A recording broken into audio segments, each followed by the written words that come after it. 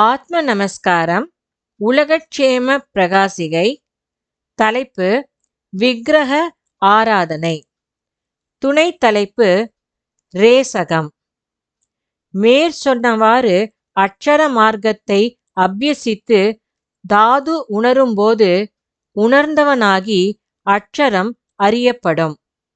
அசைந்து கொண்டிருக்கும் மனதை அசையாமல் இதயத்தில் நிறுத்தி நாட்டி பன்மை தவிர்த்து ஒருமை வழி நானாத்துவம் இன்றி ஏகாத்துவம் வழி உயிரை நடத்தினால் டம்பாதி நிலையாரும் கடக்கலாம்.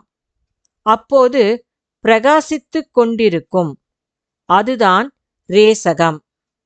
ரேஸ் இஸ் ஈக்குவல் டு பிரகாசித்துக் கொண்டிருக்கிறது. கம் இஸ் ஈக்குவல் டு ஆகாயம்.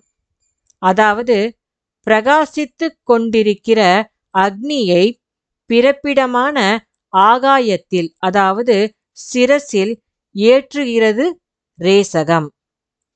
ஆத்ம நமஸ்காரம்.